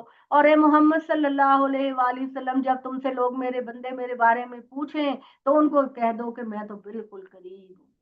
یہ وہ آیت ہے جس کا حوالہ میں بالکل سٹارٹ سے آپ کو بار بار دیتی ہوں کہ محمد صلی اللہ علیہ وسلم کو یہ کہہ دیجئے کہ میرے اور بندے کو اپنے درمیان کسی کو واسطہ ڈالنے کی ضرورت نہیں, کسی کو بیچ میں ڈالنے کی ضرورت نہیں. میں تو بندوں کے بالکل قریب ہوں, میں ان کی ہر بات کو سنتا ہوں, میں ان کی ہر بات کا جواب دیتا ہوں. تو درمیان میں کسی کو وسیلہ بنانے یا درمیان میں کسی کو سفارشی بنانے کی ضرورت نہیں ہے, میں بالکل بندے کے قریب ہوں. تو اے محمد, جب لوگ تم سے میرے بارے میں پوچھیں, میرے بندے میرے بارے میں پوچھیں, تو میں تو بہت قریب ہوں, میں ہر پکارنے والے کی پکار کا جواب دیتا ہوں. تو چنانچہ ان کو چاہیے کہ ڈائریکٹ مجھے ہی پکارو. فَلْيَسْتَجِيبُوا لِي وَلْيُؤْمِنُوا بِي, انہیں چاہیے کہ مجھے ہی پکارو, میرے اوپر ایمان لے کر آؤ تاکہ اللہ تعالیٰ ان سب کو ہدایت دے سکے, وہ ہدایت پائے.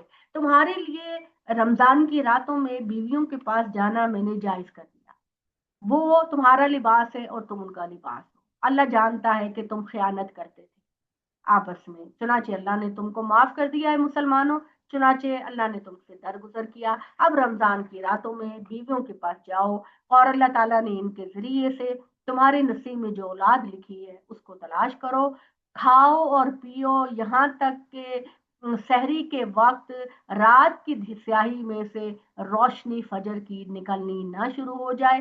پھر شام تک اپنی روزوں کو مکمل کرو, اور اس دوران میں بیویوں کے قریب کی بات نہیں ہے, روزے میں قریب تو جا سکتے ہیں, لیکن وہ جو عمل میاں بیوی کی جس کو آپ کہتے ہیں نا کہ جو ایک اصل والا ریلیشن شپ ہے وہ والا آپ نہیں کر سکتے. اور جب تم اور نہ ان کے قریب جاؤ بیویوں کے جبکہ تم اعتکاف کی حالت میں مسجدوں میں, یہ اللہ تعالیٰ کی حدود ہے, ان کے قریب نہ پھٹکنا. اسی طریقے سے اللہ تعالیٰ واضح کرتا ہے اپنے احکامات کو لوگوں کے لیے تاکہ لوگ اللہ سے ڈریں.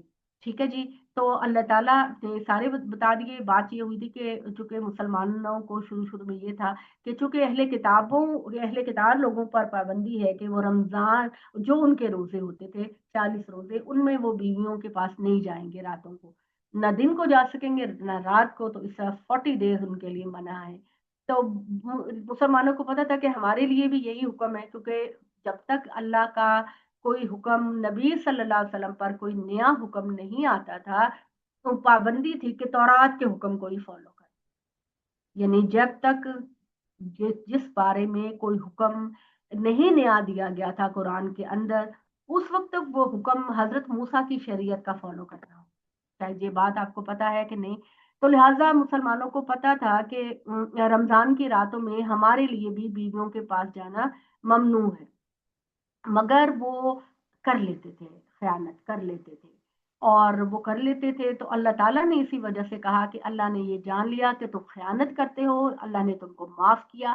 اب اللہ تمہیں اجازت دیتا ہے کہ رمضان کی راتوں میں تم بیویوں کے انتہائی قریب جا سکتے ہو, اور دن میں تو نبی صلی اللہ علیہ وسلم کے جو ازواجی طریقہ ہے اس میں آپ روزے میں لیٹتے بھی تھے, بیویوں کو چومتے بھی تھے. اس میں وہ والی یعنی لیٹنا بیٹھنا ہاتھ پکڑنا گلے لگانا اس میں کوئی ممنوع نہیں ہے بات. لیکن اگر ایک بندے کو اپنی حدود کا پتہ ہے کہ میں حدود میں رہ سکتا ہوں تو اس میں کوئی ممانعت نہیں ہے, لیکن وہ والا جو تعلق ہے وہ اللہ تعالیٰ نے منع کیا ہے. تو اللہ تعالیٰ نے یہ کہا کہ جب تک فجر کی سفیدی نہ نکلنے لگے رات کی تاریکی میں سے تب تک تم کھاؤ پیو, اور پھر اس کے بعد مغرب تک اپنے روزے کو مکمل کرو. اور ہاں یہ بات ہے کہ جب تم مسجدوں میں اعتکاف میں بیٹھو تو پھر بیویوں کے پاس نہیں جانا. یہ اللہ تعالیٰ کی مقرر کردہ حدود ہیں، ان کے قریب مت توڑنے کے لیے آنا۔ اللہ تعالیٰ تمہارے لیے اپنے احکامات کو واضح کرتا ہے تاکہ تم اللہ سے ڈرو۔ اور اے مسلمانوں، دیکھو آپس میں ایک دوسرے کا مال باطل طریقے سے نہ کھانا، اور اپنے مال کو اپنے حکمرانوں تک پہنچنے کے لیے اور سفارش بنانے کے لیے مال کو ذریعہ نہ بنانا تاکہ تم دوسروں کے مال کو کھا جاؤ، ہڑپ کر جاؤ گناہ کے ساتھ، حالانکہ تم جانتے بوجھتے دوسروں کے مال میں حق تلفی کرنے کا تمہیں کوئی حق نہیں، اور اپنے مال کو حکمرانوں تک سفارش کا ذریعہ بنانے کے لیے استعمال نہ کرو۔ ہوتا نا کہ آپ حکمرانوں کو یا بڑے بڑی پوسٹوں پر لوگوں کو بڑے بڑے تحائف دے دیتے ہیں، بڑے بڑے تحائف اور بڑی بڑی رقوم دے دیتے ہیں کہ وہ ہمارے کام کرتے، ہمارے ناجائز کام کرتے، ناجائز کام کرتے۔ جائز کام کے لیے اگر نہیں ہو رہا تو مجبوری ہے دینا، لیکن ناجائز کام کے لیے اگر آپ کر رہے ہیں تو بہت بڑا گناہ ہے۔ اور اللہ تعالیٰ کہتے ہیں کہ اے محمد صلی اللہ علیہ وآلہ وسلم، وہ تم سے حرام مہینوں کے بارے میں پوچھتے۔ اب جی حرام مہینے کون سے ہیں، ذرا یہ بھی معلوم کر لیجئے کہ اہلہ کا مطلب لوگ آپ سے پوچھیں گے چاند کے گھٹنے بڑھنے کے بارے میں، لیکن چاند کا گھٹنا بڑھنا یہاں اصل میں مراد ہے کہ عرب کے اندر خانہ کعبہ کی تعمیر کے لیے کی وجہ سے، کیونکہ پورے عرب سے لوگ آتے تھے عمرے اور حج کے لیے، تو چونکہ یہ قبائلی سسٹم تھا، اس میں لوگ آپس میں لڑتے رہتے تھے، وحشیانہ طریقے سے مارتے تھے، قتل کرتے تھے، اسٹیٹ کا نظام نہیں تھا، قبائلی نظام تھا، اور اس میں کوئی ڈسپلن اور امن نہیں تھا۔ تو اس وجہ سے اللہ تعالیٰ نے یہ قانون بنایا کہ 4 مہینوں کے اندر لڑنا، جھگڑنا، حملہ کرنا، قتل و غارت گری کرنی مکہ کے اندر بالکل حرام ہے، بالکل ممنوع ہے، اس کے اندر بالکل اس کی اجازت نہیں۔ تو وہ 4 مہینے جو تھے وہ رجب کا مہینہ سب سے ایک الگ مہینہ تھا عمرے کا، ذی-القعدہ، ذی الحج اور محرم، یہ لگاتار 3 مہینے حج کے لیے تھے، اور رجب کا مہینہ عمرے کے لیے تھا۔ تو یہ 4 مہینوں کو اللہ تعالیٰ نے حرام کیا کہ کسی بھی طرح کی لڑائی کے لیے، کسی بھی قسم کی قتل و غارت کے لیے یہ 4 مہینے حرام تھے، اور عرب اس کی خلاف ورزی کرتے تھے۔ تو یہاں پر لوگوں نے پوچھا کہ اب اسلام میں ان 4، کیونکہ یہ تو حضرت ابراہیم کے دور سے چلے آ رہے تھے، تو ان 4 مہینوں کی اب کیا اہمیت ہے؟ تو کہا گیا ہے کل ہے یا مواقیت للناس والحج، یہ 4 مہینے لوگوں کی بہبود اور حج کے اوقات ہیں۔ ٹھیک ہے، لوگوں کے فائدے کہ حج اور عمرے کے دنوں میں کاروبار بھی ہوتا تھا نا، عرب کے دوسرے قبائل کے لوگ اپنا سامان لے کر مکہ میں آتے تھے، اور مکہ کے جو لوگ تھے وہ اپنا سامان بیچتے تھے ان کے لیے، تو در حقیقت عمرے اور حج کے ساتھ ساتھ ایک بہت بڑی تجارتی منڈی بھی لگتی تھی، جیسے کہ ابھی بھی ہوتا ہے، آپ نے دیکھا۔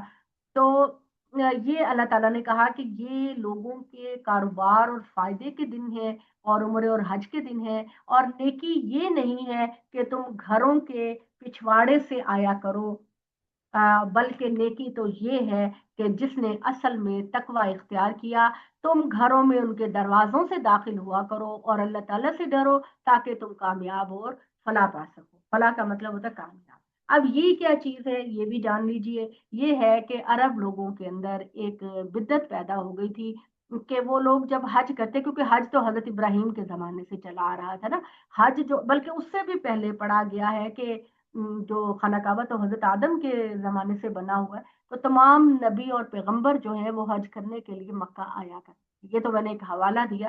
لیکن عرب میں یہ ہوتا تھا کہ جو قریش تھے وہ یہ کرتے تھے کہ ان میں سے جو کوئی حج کرتا تھا وہ اپنے جب مین ڈور سے نکلتا حج کرنے کے لیے، تو واپسی میں حج کی ساری عبادتیں کرنے کے بعد وہ اپنے بیک ڈور سے واپس آتا۔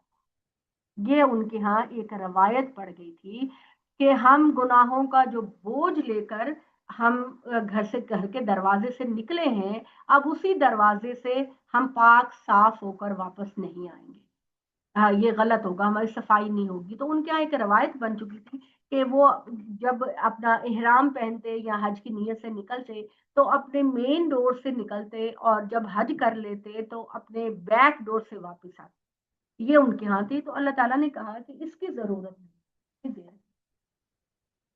میں پانی دینا تھا، پانی کیا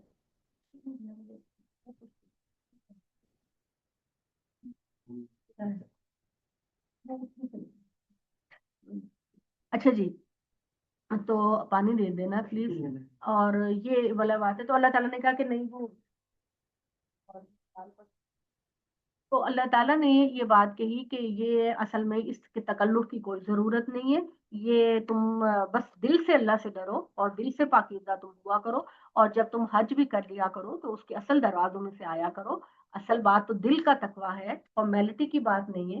اور اللہ تعالیٰ سے ڈرو تاکہ تم فلاح پا سکو. اور وقاتلوا فی سبیل اللہ الذین یقاتلونکم ولا تعتدوا، اور اللہ تعالیٰ کی راہ میں تم بھی جہاد کرو ان لوگوں سے جو تم سے لڑیں، لیکن جہاد کرنے میں اور قتال کرنے میں تم حدود کو تجاوز نہ کرو. اب یہ ایک جنرل حکم نہیں ہے، اس کو سمجھ لیجیے، اس کو سمجھ لیجیے کہ حرام مہینوں کا ذکر ہے، اور حرام مہینوں کے ذکر میں یہ بات کی گئی کہ حرام مہینوں میں مسلمان مدینہ چلے گئے ہیں.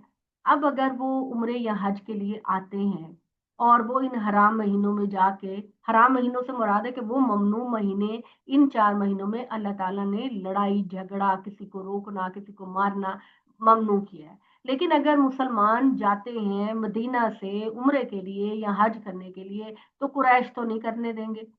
قریش تو ان کے بڑے مخالف ہیں، وہ ان کو نہیں کرنے دیں گے اور ان کے خلاف لڑیں گے. تو ہم تب کیا کریں؟ ٹھیک ہے، ہم تب کیا کریں سمجھیے. جب ہم عام اس کے ترجمہ پڑھ کے چلتے ہیں یا اپنے اداروں میں ان کو پڑھاتے ہیں تو ہم ان چیزوں کی وضاحت نہیں کرتے، جس کی وجہ سے اسلام کے بارے میں بڑی غلط فہمی ہوتی ہے. کہ میری اسٹوڈنٹس کہتی ہیں کہ یہ اسلام کا کیا حکم ہے کہ ان کو پکڑو اور ان کو مارو اور ان کو قتل کرو. تو یہ عام دنیا کے بارے میں یہ اللہ کا حکم نہیں ہے. یہ اللہ تعالیٰ کہہ رہے ہیں کہ اے مسلمانوں، جب تم مدینہ سے جا رہے ہو اور یہ قبائل تمہیں تنگ کریں گے عمرے اور حج کے لیے، اور تم سے اگر وہ لڑیں ان 4 مہینوں میں، تم نے احرام پہنے ہوئے، تم تلواروں کے بغیر جا رہے ہو، تو اگر یہ تم سے لڑیں تو پھر تمہیں بھی میں اجازت دیتا ہوں کہ ان حرام مہینوں میں تم بھی پھر ان کے ساتھ لڑو. یہ ہے جی یہ حکم واضح نہیں، یہ علیحدہ رکھ اور مجھے کہتا ہے. تو یہ والا حکم ہے. ان آیتوں کو پوری وضاحت اور ڈیٹیل کے ساتھ پڑھنا بڑا ضروری ہے. ادروائز جب ہم پڑھتے ہیں یا ایکسپلین کرتے ہیں تو اسلام کے بارے میں غلط فہمیاں پیدا ہوتی ہیں، قرآن کے بارے میں غلط. اور آج کل کی جو ہماری ینگ جنریشن ہے، جب وہ اس طرح صرف وہ پڑھتے ہیں ترجمہ تو وہ کہتے ہیں اسلام کیسا مذہب ہے کہ جو ہر وقت خون اور قتل و غارت گری کی بات کرتا ہے. حالانکہ ایسی بات بالکل بھی نہیں، ایسی بات بالکل بھی نہیں ہے. یہاں جو بات کہی گئی ہے ان وجوہات سے ہم یہ کہتے ہیں نا کہ سیاق و سباق سے پڑھیں، کیا بات پیچھے ہو رہی ہے، کیا بات اصل میں ہے، کون مخاطب ہے، کس وجہ سے ہے. یہ حقیقت کو سمجھنا قرآن کی عظمت کو جاننے کے لیے اور قرآن کے اصل میسج کو جاننے کے لیے بہت ضروری ہے. تو یہ بات اللہ تعالیٰ نے کہی کہ تم بھی اللہ کی راہ میں لڑو ان لوگوں سے جو تم سے لڑ رہے ہیں، اور دیکھو کہ تم ان سے حد سے آگے نہ بڑھنا. یہ بھی اللہ ساتھ کہہ رہا ہے کہ جتنی حد تک وہ تمہیں تنگ کر رہے ہیں، تم سے لڑ رہے ہیں، اتنی حد تک ان کو ریزسٹ کرو. اور لیکن اس قتال میں، اس لڑائی میں تم حدود کو کراس نہ کرنا. ان اللہ لا یحب المعتدین، اور بے شک اللہ تعالیٰ کبھی بھی حد سے گزرنے والوں کو پسند نہیں کرتا. ان سے لڑو، پکڑو ان کو، باندھو، نکالو ان کو جہاں سے انہوں نے تم کو نکالا، اور پھر جو فتنہ ہے وہ تو لڑائی سے بھی زیادہ سنگین. اب یہ کس کی بات ہے یہ جاننا تو بہت ضروری ہے. یہ بات ہو رہی ہے مشرکین مکہ کی، قریش کی، جن کے پاس حرم تھا اور انہوں نے نبی صلی اللہ علیہ وسلم کو یہاں سے نکلنے پر مجبور کر کے مدینہ بھیج دیا، مسلمانوں کو مدینہ ہجرت کرنے پہ مجبور کر دیا. لیکن خانہ کعبہ کی محبت تو نہیں نکال سکتے تھے اور عمرے اور حج سے تو نہیں غافل کر سکتے تھے، لیکن وہ کرنے کی کوشش کرتے تھے کہ مسلمان نہ عمرہ کرنے آئے نہ حج کرنے آئے. تو اللہ نے کہا کہ اب اگر تم ان 4 مہینوں میں، جن میں اللہ تعالیٰ نے ان پر قتال اور لڑائی منع کر رکھی ہے، حرام کر رکھی ہے، اگر یہ ابتدا کرتے ہیں، تم تو احرام پہن کے جا رہے ہو نا، تو اگر یہ ابتدا کرتے ہیں تم سے لڑنے کی اور تمہیں نہیں کرنے دے رہے تو پھر تم بھی ان کو پکڑو، باندھو، نکالو ان کو وہاں سے جہاں سے انہوں نے تمہیں نکالا، یعنی مسلمانوں کو ہجرت پہ مجبور کیا نا مکہ سے نکلنے کے لیے، تو اب پھر اس موقع پہ پھر اللہ بھی تم کو کہے گا کہ تم بھی ان کو مکہ سے نکالو، کیونکہ جو فتنہ اور فساد پیدا کرنا ہے نا وہ تو لڑائی سے بھی زیادہ سنگین چیز ہے۔ ٹھیک ہے جی، کلیئر ہو گیا؟ اگر کوئی سوال ہوگا تو وہ ضرور بعد میں کر لیجیے گا۔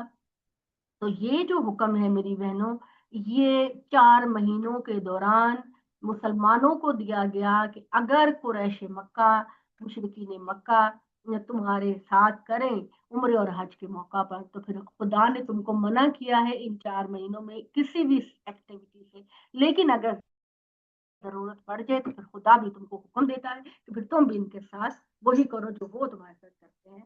اس کے بعد بھی کچھ ڈیٹیل کی ضرورت پیش آئے گی جو انشاءاللہ تعالی میں کروں گی آپ سے سورہ یونس کے موقع پر، ٹھیک ہے؟ اس میں بھی کچھ بہت ضروری چیزیں ہیں انڈرسٹینڈ کرنے کی، اور وہ جو خاص قانون جو ہے نا وہ رسالت، بیٹے کتاب پہ نہیں رکھتے نا، ایک تو قرآن پہ نہیں رکھتے، دوسرا کتاب خراب ہو جاتی ہے ذرا جہاں، تو یہ والی بات۔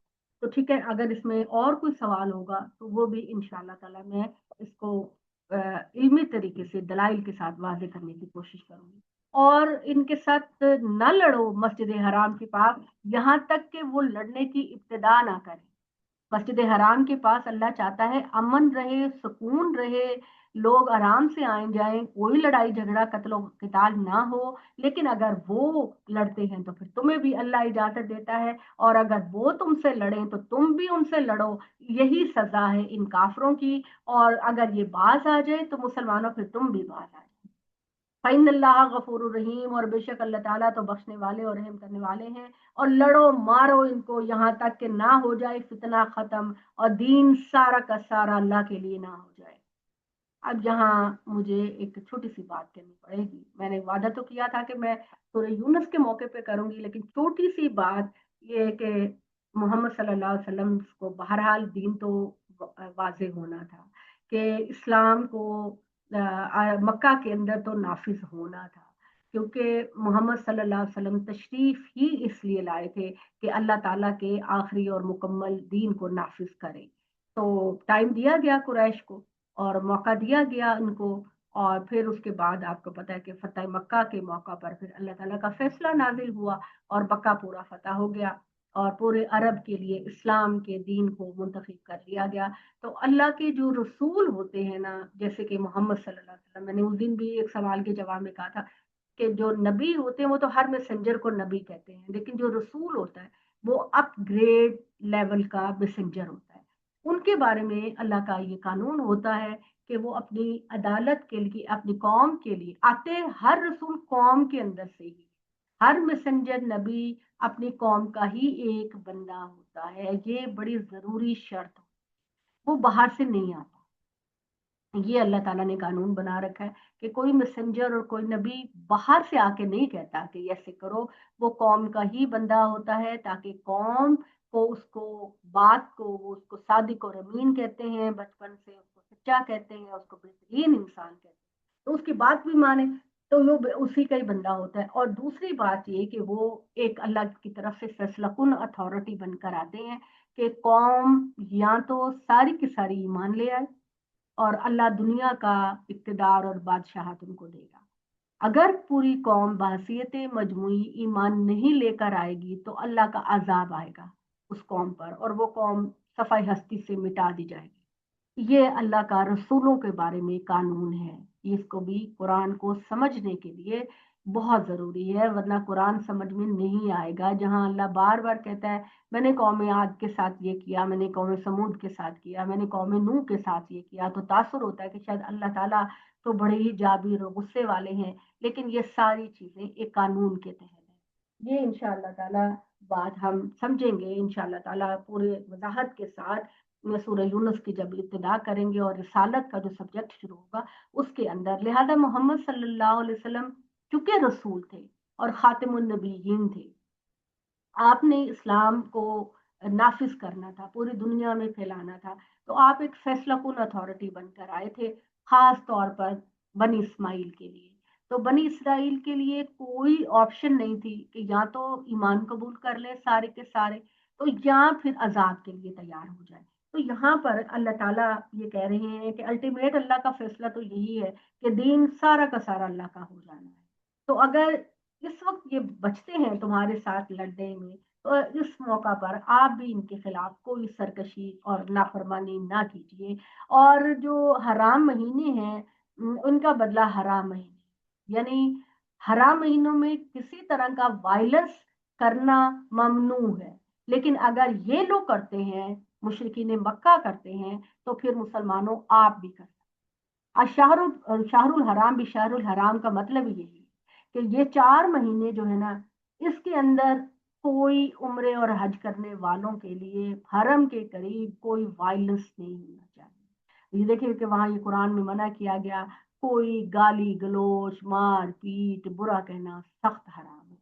لیکن اگر یہ لوگ ابتدا کرتے ہیں، مشرکین مکہ قریش کے لوگ کرتے ہیں، جن کی اتھارٹی اس وقت تھی خانہ کعبہ کے اندر، تو پھر اللہ بھی یہ جیسے قصاص ہے نا، اس کو قصاص کے معنوں میں لے لے کہ جیسے جان کے بدلے جان ہے، تو اسی طرح حرام مہینوں کا بڑا احترام ہے۔ لیکن اگر یہ نہیں کریں گے احترام حرام مہینوں کا، تو پھر اللہ تم کو بھی اجازت دے دے گا کہ تم بھی ان کی بات کا جواب۔ یہ ہے اس آیت کا مطلب ہمارے نزدیک۔ اور تمام حرام چیزوں کا تو قصاص ہے، تو جو کوئی بھی حدود سے تجاوز کرے گا تو اور اس پر ڈٹا رہے گا، تو ان کے خلاف تم بھی اس طرح کی سرکشی کرنا، اور اللہ تعالیٰ سے ڈرو اور جان رکھو کہ اللہ تعالیٰ تو ہمیشہ اپنے متقی بندوں کے ساتھ ہے۔ اور اللہ کی راہ میں خوب خرچ کیا کرو، خوب خرچ کیا کرو، اور اپنے ہاتھوں کو کنجوسی کے ساتھ اپنے گلے سے نہ باندھا کرو۔ اللہ جتنا خرچ کرو گے اللہ تمہیں اتنا دے گا۔ اور یہ نہ سمجھو کہ اللہ کے پاس نہیں ہے تو وہ تم کو کہہ رہا ہے غریبوں کی مدد کرے۔ اللہ تو آزمائش کے لیے دیکھ رہا ہے کہ تم خرچ کرتے ہو کہ نہیں کرتے، کیونکہ مال، پیچھے آپ نے آیت پڑھی نا کہ اللہ تعالیٰ نے کہا کہ مال کی محبت کے باوجود، تو مال کی دلوں میں بڑی محبت ہے۔ انسان 1 روپیہ بھی خرچ کرتے ہوئے نا، اگر شروع میں جب ٹریننگ نہ ہو تو بڑا تکلیف ہوتی ہے کہ اتنی محنت سے کمایا ہے ہم دوسروں کو دیں، لیکن جب اس حقیقت کا اطلاق ہوتا ہے تو پھر انسان بڑی خوشی سے اللہ کی راہ میں خرچ کرتا ہے۔ تو اللہ تعالیٰ نے اس چیز کی بڑی موٹیویشن دی ہے کہ آپ اللہ کی راہ میں خرچ کرو۔ تم 1 روپیہ خرچ کرو گے، میں 10 گنا سے 700 گنا واپس کروں گا، اور اللہ واپس کرتا ہے۔ فکر نہ کرو، فکر، اللہ کہتے کہ غربت سے نہ ڈرو، خدا تم کو واپس لوٹائے گا، یہ اس کا وعدہ ہے، دنیا میں بھی لوٹائے گا، آخرت میں بھی لوٹائے گا۔ تو اپنی حیثیت کے مطابق خرچ کرو، اور کم سے کم تو زکوٰۃ تو لازمی دو۔ تو اللہ کی راہ میں خرچ کرو، اور اپنے ہاتھوں کو اپنی ہلاکت کے ساتھ نہ باندھے رکھو، بہترین اعمال کرو، بے شک اللہ تعالیٰ بہترین لوگوں کو پسند کرتا ہے۔ ٹھیک ہے جی۔ اور وَأَتِمُّ الْحَجَّ وَالْعُمْرَةَ لِلَّهِ، مکمل کرو اپنے حج اور عمرے کو اللہ کے لیے۔ اور اگر دشمن کے درمیان گھر جاؤ تو جو کوئی بھی قربانی میسر ہو وہ دے دیا کرو، اور اپنے سروں کو نہ مڑواؤ یہاں تک کہ قربانی اپنی جگہ پہنچ جائے۔ اور یہ جی آیتیں ہیں جو ہم انشاءاللہ کل پڑھیں گے، جو کہ ایک نیا ٹاپک ہے جو ریلیٹڈ ہے صلح حدیبیہ سے، صلح حدیبیہ سے ریلیٹڈ ہے، اور اس کے اندر تھوڑی سی وضاحت چاہیے، تھوڑی سی ان آیتوں کو سمجھنے کے لیے وضاحت چاہیے، لہٰذا وہ پھر انشاءاللہ تعالی ہم کل وضاحت کریں گے۔ اقول قولی ھذا واستغفر اللہ لی ولکم ولسائر المسلمین۔ کوئی سوال ہے تو کیجیے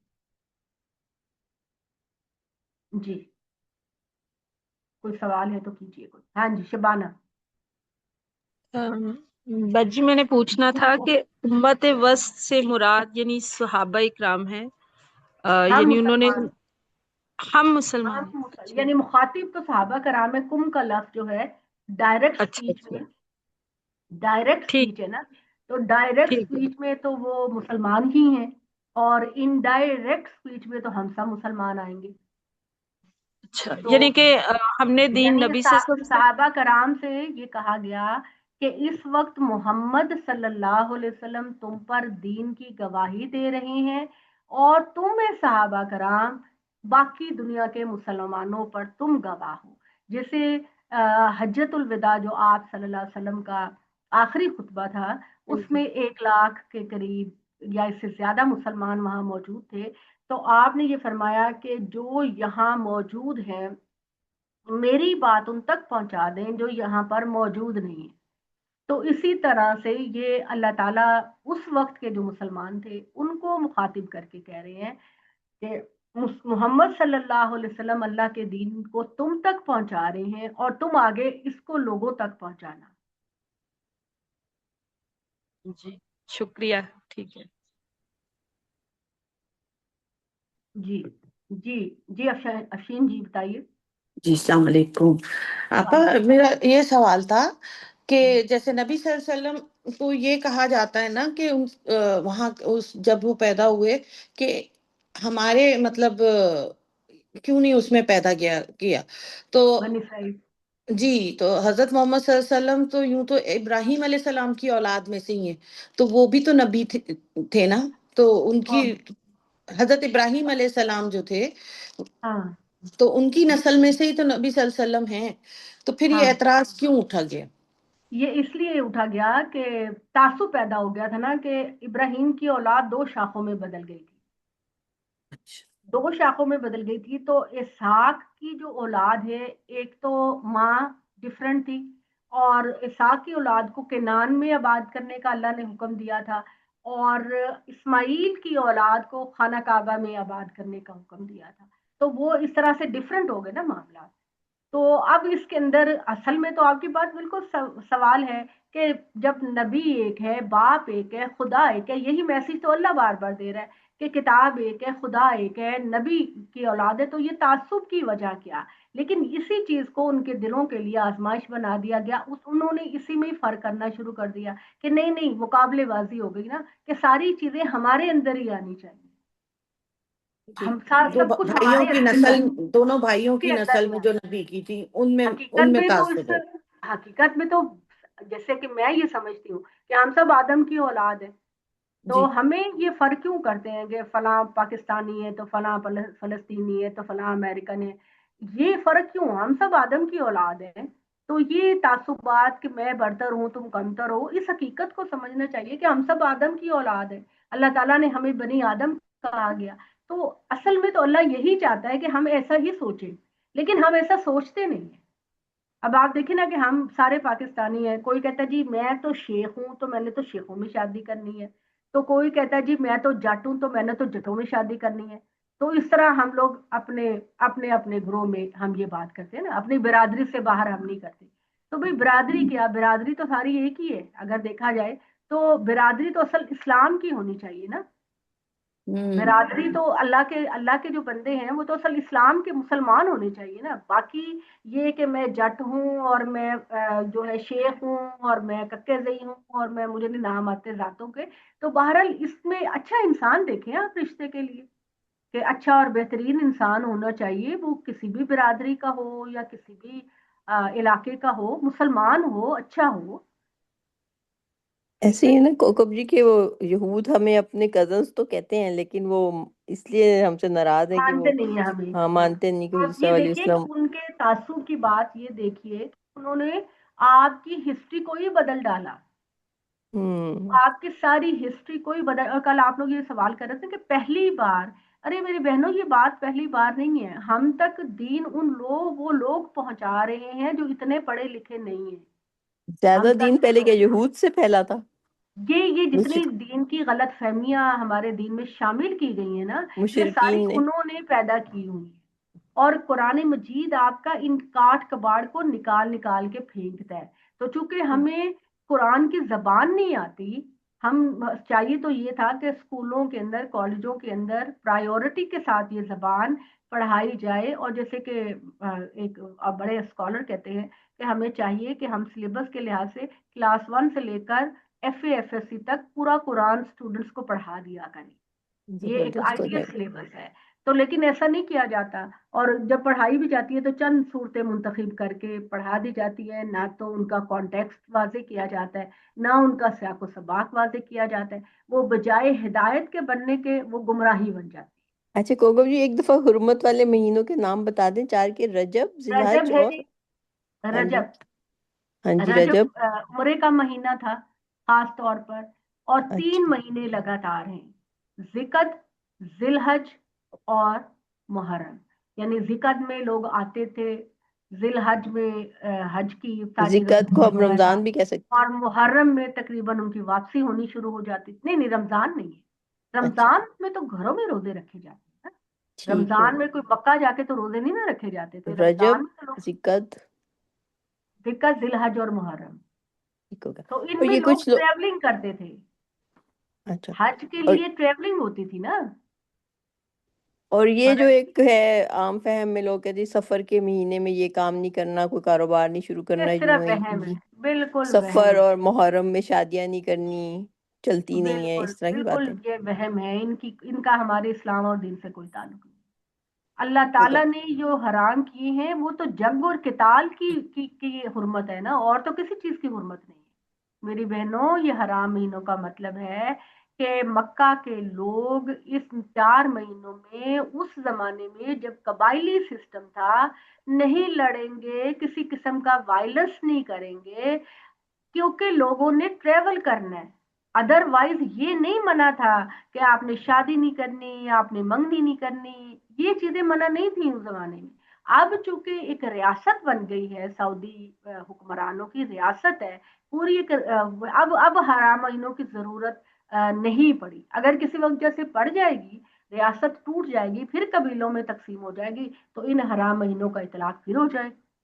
اچھا، اس یہ جو میں آپ نے کہا، پلیز سمجھ لیں، اس میں اللہ نے کوئی کام کرنے سے آپ کو منع نہیں کیا. ان مہینوں میں، ان مہینوں صرف میں کہا گیا تھا کہ لوگوں نے ٹریول کرنا ہے، سفر کرنا ہے ایک اچھے کاز کے لیے، حج اور عمرے کے لیے. تو مکہ کے پریمیسز میں، حرم کے آس پاس کسی قسم کا کوئی وائلنس نہ کیا جائے. اور آپ نے کہا کہ اگر وہ وائلنس کریں، رجب مثلا لڑائی رجب کریں، تو دور دور جی آپ نے کہا نا کہ اگر وہ بالفرض لڑائی کرتے ہیں ان مہینوں میں، تو پھر مسلمانوں کو اجازت تھی کہ وہ ان سے لڑائی کر سکتے تھے، ان کو یہ قتل و غارت. نبی صلی اللہ علیہ وسلم صحابہ کرام کو کہا گیا نا، ہاں، اس زمانے میں.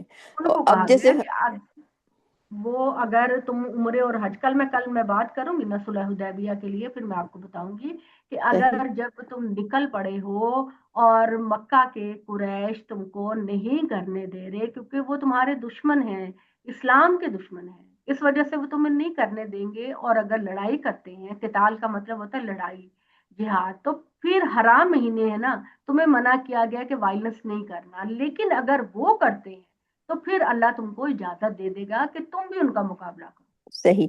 تو یہ جو احرام باندھنے کے بعد ہے کہ آپ کسی سے بری بات نہیں کریں، لڑائی جھگڑا نہیں کریں، یہ اسی کی ایک چھوٹی سی کڑی بن جاتی، سمجھے کہ بھائی ایسے اب یہ میں اس کا جو فلسفہ ہے نا حج کا، وہ تو ایک اور فلسفہ ہے نا.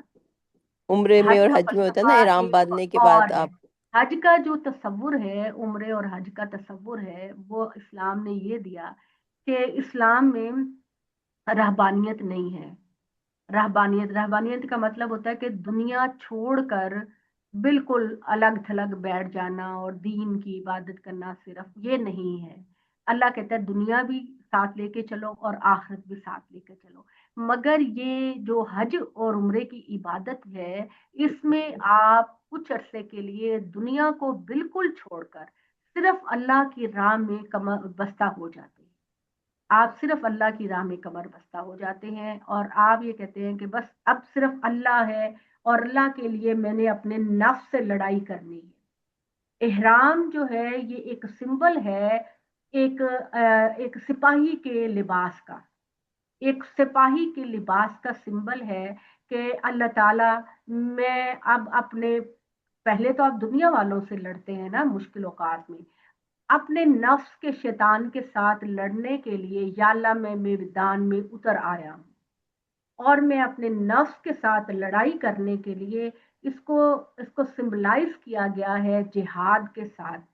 حج کو جہاد کے ساتھ علامت بنایا گیا ہے کہ جس طریقے سے جو لشکر ہوتا ہے وہ ایک جگہ پہلے خیمے لگاتا ہے رات کو، پھر وہ تیار ہو کر صبح کے وقت وہ دشمن کا مقابلہ، پہلے زمانے میں جو ہوتا تھا، اگر آپ پچھلی موویاں دیکھیں تو وہ پھر آگے بڑھتے تھے، ٹھیک ہے، پھر رات کے وقت واپس پلٹ آتے تھے اپنے خیموں میں. फिर दिन के वक्त वो आगे बढ़ के दुश्मन के लिए मुकाबला। तो ये जिहाद के साथ आपको अलामती सिंबलाइज किया गया है आपके हज और उम्रे को, कि अपने नफ्स के अंदर का जो शैतान है इसको मारने के लिए हम मिना में जाकर अपने पहले खैमे लगाते हैं, और 8 तारीख को 9 को हम इहराम पहने कर हम निकलते हैं अरफात के लिए। अरफात गोया मैदान जंग है। अरफात में खड़े होकर हम अल्लाह से कहते हैं, अल्लाह तेरी राह में हम निकल आए हैं और हम अपने नफ्स के खिलाफ, नफ्स क्या है, हमारे अंदर का जो शैतान हमें बुराइयों पर आमादा करता है, तो अल्लाह ताला आज हम इससे जिहाद कर।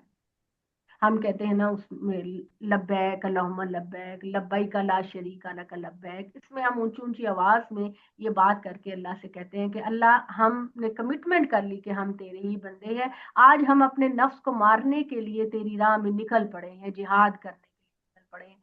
फिर रात में मगरिब होने से पहले पहले आप जो है मगरिब पड़े बगैर मगरिब के वक्त आप निकल कर मुजफ्फा आ जाते हैं, यानी वापस पलट आते हैं, और फिर उसके बाद आप जो है वो अगले दिन मिना में आ जाते हैं। तो इस तरह आपका जो जिहाद है वो कंप्लीट हो जाता है।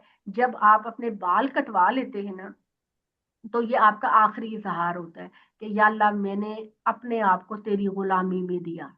जो बाल कटवाना है ना हज और उम्रे का, उसका फलसफा ये है कि ए अल्लाह, मैंने अपने आप को तेरी गुलामी में दिया, आज के बाद मैं वो कोई काम नहीं करूंगा, तेरी इजाजत के बगैर कोई काम नहीं करूंगा। हम ये अल्लाह से वादा करते हैं। और जो हम अपने बच्चों के भी जो बाल कटवाते हैं, ये दर हकीकत हम अपने बच्चों को अल्लाह की गुलामी में देते हैं।